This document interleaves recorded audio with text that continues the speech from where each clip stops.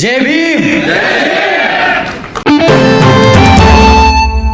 साथियों, मैं आपसे वही चीज़ें नहीं दोहराने वाला जो अभी हमारे सारे लीडर्स बोल के गए। उन्होंने आपको बताया कि पिछले जब से पार्टी बनी तब से बाबा साहब से लेके बहन जी तक के संघर्षों में क्या काम हुए। मैं बहन जी ने और बाबा साहब ने, मान्यवर साहब ने क्या संघर्ष किए और क्या क्या हमारे समाज के लोगों के लिए क्या क्या काम करके और किस तरीके से उन्होंने हमारे समाज को आज यहाँ तक लाके खड़ा किया, तो वो आपको बता चुके हैं। मैं आपसे आने वाले अगले 10 साल की बात करना चाहूँगा। मैं आपसे बीएसपी के भविष्य की बात करना चाहूँगा और उसके साथ साथ हम आज कहाँ खड़े हैं वो भी समझना चाहूँगा। अगर मैं कुछ गलत समझूं तो आप मुझे बेशक टोक देना, क्योंकि ये बंद दरवाजे की मीटिंग है। मुझे नहीं पता बाकी पहले कैसे चलता है, बट मैं बहुत कंफर्टेबल हूँ। अगर किसी को लगे कि मैं कुछ गलत बोल रहा हूँ तो अपना हाथ उठा के बोले कि भैया ये गलत है, तो मुझे कोई दिक्कत और आपत्ति नहीं उससे। तो साथियों, आज मैं आपसे आज का और आने वाले 10 साल का उसके बारे में बात करूँगा। पर इन सब में जो टिपिकल एक भाषण होता है, मैं वो आज आपके सामने नहीं रखूँगा। ना मैं आपसे आज यहाँ की जो कहूँ अगर निकम्मी एकनाथ शिंदे, शिवसेना और बीजेपी की जो बिल्कुल ही बेकार सरकार चल रही है उसके बारे में भी बात नहीं करने वाला। ना मैं आज केंद्र की भाजपा की सरकार जो सिर्फ धोखा और घोटाले करने वाली है, जो आज तक अभी किसी के सामने आया नहीं, पर जैसे ही ये सरकार केंद्र से हटेगी तब आपके सामने आएगा कि किस कदर इसने हमारे समाज को अंदर से खोखला किया है। ना मैं इसकी आज बात करूंगा और ना मैं बात करूंगा ऐसे कोई लंबे चौड़े वादे जो हम 2024 में करके दिखा देंगे। मैं आज आपसे सीधी बात करूंगा और वो बात करूंगा जो मैंने पिछले 2.5-3 साल में आप सबसे सुनी है, जो महसूस करी है। और अगर कुछ गलत महसूस या समझा तो आप प्लीज़ मुझे टोक देना। मैं पिछले 2.5-3 साल में ये समझा जो हमारे कार्यकर्ता हैं वो कुछ थोड़े से परेशान हैं करंट स्ट्रक्चर को लेके, करंट तरीकों को लेके, जिस तरीके से पार्टी चल रही है उसमें बहुत कमियां हैं। अगर मैं आपके सामने 2-3 रखूं तो आप मुझे बताना आपको कैसा लगा, कि ये सही है कि गलत है। क्या आप सबको ये लगता है कि हमारे कुछ पदाधिकारी पार्टी को फायदा पहुंचाने से ज्यादा नुकसान पहुंचाने का काम कर रहे हैं? सही है? नाम नहीं लेना, हम बस काम की बात कर रहे हैं। हाँ, क्या आप सबको लगता है कि हमारी पार्टी में कुछ काबिल लोगों को आगे मौका नहीं दिया जा रहा और नाकाबिल लोगों को आगे रखा जा रहा है? सही बात है? सही बात। क्या आप सबको लगता है कि हमारी पार्टी में युवा साथियों को उतना मौका नहीं दिया जाता जितना दूसरी पार्टियों में दिया जाता है? ये भी बात सही है? एक बार आप सब अपने हाथ उठा के बता दो कि अगर इन तीनों में से तीनों बातें सही हैं, आपको सही लगी तो एक बार हमें पता चल जाए। देखिए साथियों, इनके जवाब हमारी बहन जी कई बार दे चुकी हैं। ये बात जो आपको लगता है सही है, ये जो बात आप समझ रहे हैं, जो आप दबी आवाज में बोलते हैं, वो बहन जी तक पहुंचती है। और बहन जी ने इनके लिए कई बार सल्यूशन भी दिए, कई बार इसके लिए आपको आगे सल्यूशन दिए ताकि हम उसे सुधार सकें। ऐसा नहीं है कि ये दिक्कतें बहन जी तक नहीं पहुंची, बट मैं आप लोगों के बीच में एक बार दोबारा से ये दोहराना चाहता हूं, इसलिए ताकि आपको भी मालूम हो कि आपकी दिक्कतें, आपकी परेशानी या आपको जो कमियां लग रही हैं वो लीडरशिप तक पहुंच रही है कि नहीं। तो साथियों, ये बहन जी की तरफ से मैं आप सबसे बोलता हूं कि हाँ, हमने इन दिक्कतों को समझा है, देखा है, महसूस किया है और इसके लिए कई बारी इसके लिए समाधान, इसके लिए हमने सॉल्यूशंस भी देने के काम करेंगे। परंतु साथियों, इनके जवाब जैसे मैंने कहा बहन जी ने कई बार दिए, परंतु परेशानी इन सवालों के जवाबों को ढूंढने में नहीं है। बहन जी ने इन सवालों के जवाब कई बार दिए, बल्कि हमें परेशानी इन सवाल के जो जवाब हमें मिले उनको ज़मीनी स्तर पर इम्प्लीमेंट करने में आती है। क्या आप ये मानते हैं कि बहन जी ने अगर आप लोगों की परेशानी समझी और उसका सल्यूशन दिया तो शायद हम उसको इम्प्लीमेंटेशन में कहीं छोड़ गए? क्योंकि अगर आपकी बात उन तक पहुंची है तो उन्होंने भी समझा कि अपने कार्यकर्ता की अगर दिक्कतें हम सॉल्व नहीं करेंगे तो पार्टी आगे नहीं बढ़ेगी। पार्टी कार्यकर्ता से बनती है और कार्यकर्ता चलता है तो पार्टी चलती है। ये बहन जी और हम सब मंच पे जो मौजूद हैं सब बखूबी समझते हैं। तो शायद सल्यूशन देने में दिक्कत नहीं, सल्यूशन को इम्प्लीमेंट करने में कुछ कमियां रह गई हैं। मैंने कई बार सुना है हमारे साथियों से कि फलाना पार्टी में तो बहुत तेजी से काम हो रहा है, ज़मीनी स्तर पे काम हो रहा है। मैंने अपने साथियों से सुना है कि भाई फलाना पार्टी में तो यूथ विंग है, उस पार्टी में तो सोशल मीडिया विंग है। पर साथियों, मैंने ये कई बार सोचा कि यार ये तो बात सही कह रहे हैं हमारे लोग कि यार दूसरी पार्टियों में यूथ विंग होता है, पर बहन जी ने इसका क्या सल्यूशन दिया और हमने उसका क्या इम्प्लीमेंटेशन किया? दूसरी पार्टियां यूथ विंग बना के उसे रीजनल स्तर पे छोड़ देती हैं, कॉलेज के लेवल पे छोड़ देती है, लोकल बॉडीज तक छोड़ देती है। बट बहन जी ने क्या किया कि यूथ को सीधा राष्ट्रीय स्तर पे लाके खड़ा कर दिया। बहन जी ने क्या करा, सब यूथ को ऊपर से लेके नीचे तक पार्टी के हर पदाधिकारी के हर लेवल पे 50% यूथ को रिजर्वेशन दिया। बहन जी ने वो काम किया एक कदम आगे बढ़ के, जो दूसरी पार्टियां पीछे रह गई। पर दिक्कत कहां आई? हम आज तक, और मैं ये बड़ा खुल के बोल रहा हूं, बुरा मत मानिएगा, हम आज तक वो सारे पद कभी सही तरीके से पूरे नहीं भर पाए। ना ही हम उन पे हमारे 50% युवा साथियों को लगा पाए, ना ही हम उस पे अपने काबिल कार्यकर्ताओं को लगा पाए। ये हमारी इम्प्लीमेंटेशन में कमी रही। पर इसका मतलब ये नहीं कि हमारे पास सल्यूशन नहीं है। साथियों, फिर दूसरी बात आई कि भाई दूसरी पार्टियों में तो सोशल मीडिया विंग है। मुझसे बोला कि भैया आप सोशल मीडिया विंग क्यों नहीं चलाते, आप क्यों नहीं सोशल मीडिया पे नैरेटिव कंट्रोल करते, क्यों आप हमारे लोगों की बात आगे नहीं रख पाते, कि लोगों की तो हवा बन जाती है सोशल मीडिया पे, हमारे लोग गुमराह हो जाते हैं। मैंने ये बात भी समझने की कोशिश करी और ये बात सही है कि हमारा सोशल मीडिया विंग थोड़ा सा कमज़ोर है।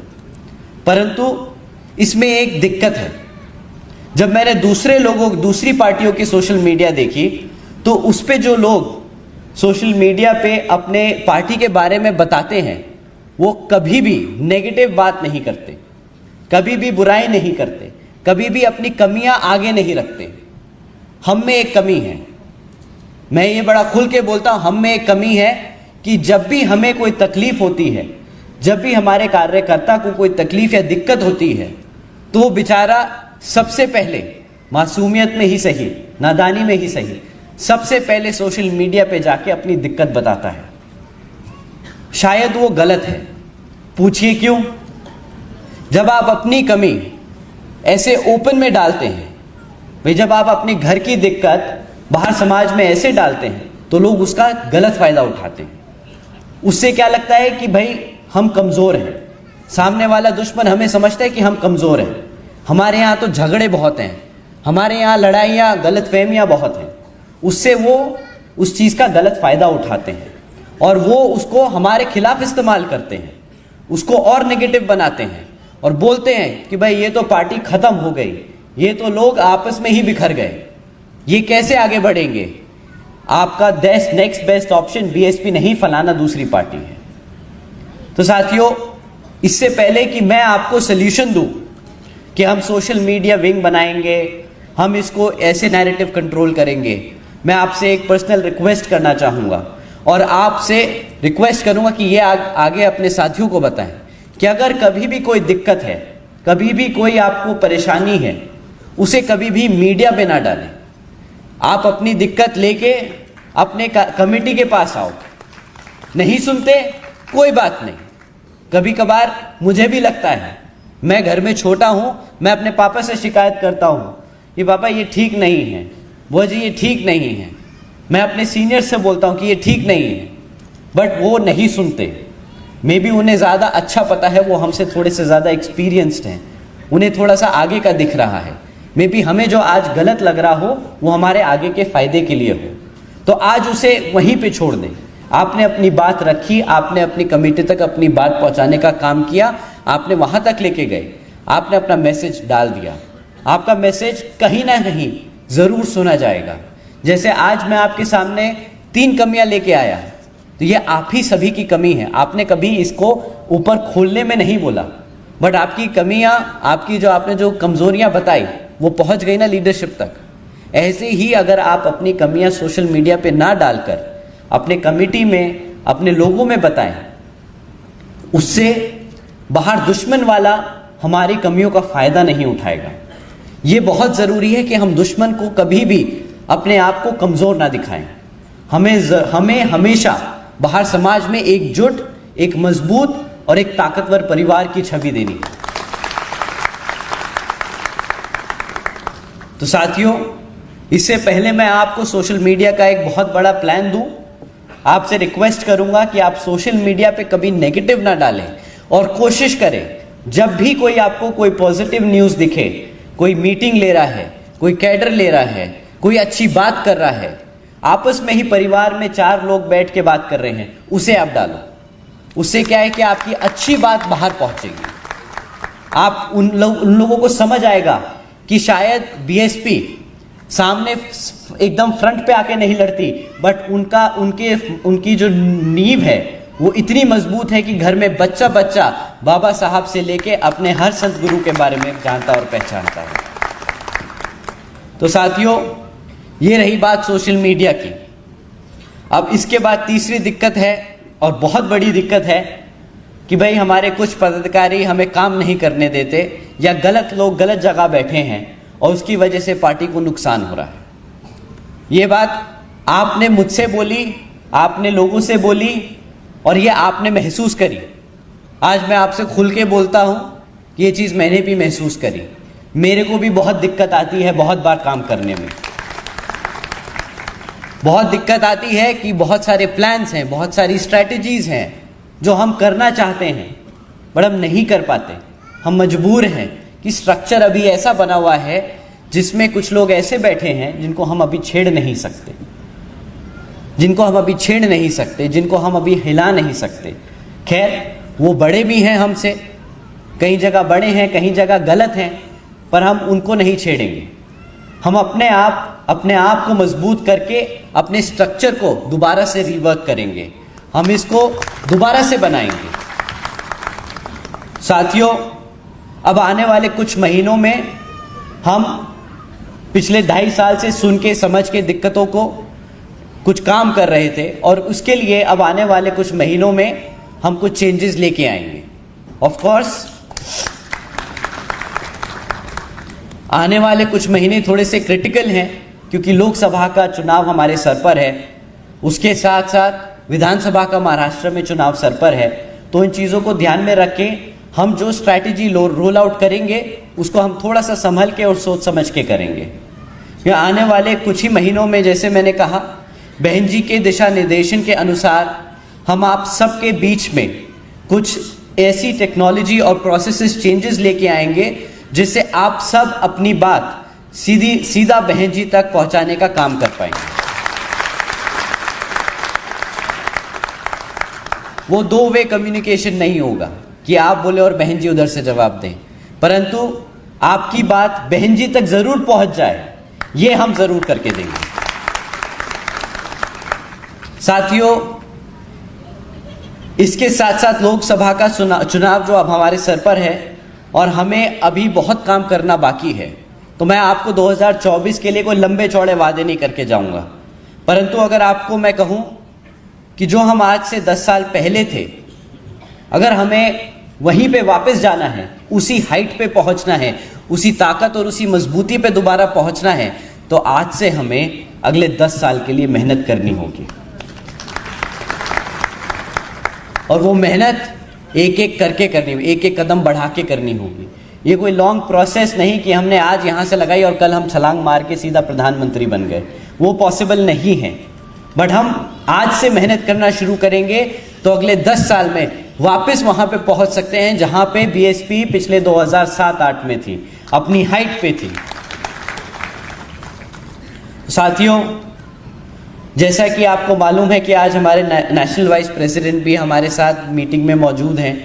मैं और ज़्यादा समय ज़ाया नहीं करूँगा। मैंने अपनी बात समक्ष में इतनी ही रखनी चाहिए, आप लोगों की समझनी चाहिए और आपको बताना चाहा कि आगे क्या है, अगले 10 सालों में हमें किस तरीके से आगे बढ़ना है, क्या आपकी दिक्कतें हैं हमने समझी और हम उसका सल्यूशन निकालने में काम कर रहे हैं। धीरे धीरे हम आगे बढ़ेंगे और इस चीज़ को, पार्टी को दोबारा से वहाँ लेके जाएंगे जहाँ पे हम एक बारी बहुत मजबूती से खड़ा हुआ करते थे। तो अपनी बात मैं आखिर में एक और बात रखूँगा, ये अंग्रेज़ी में होगी, बट इसके बाद फिर मैं अपना बाकी सारा समय हमारे नेशनल वाइस प्रेसिडेंट जी को देना चाहूँगा।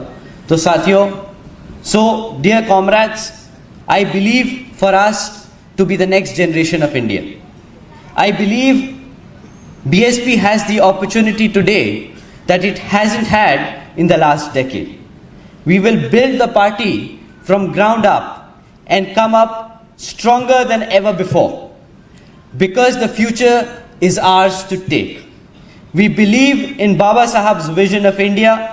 We believe in our founder's vision of BSP, and we believe in our leadership's ability to transform this party once again and bring BSP to forefront of Indian politics.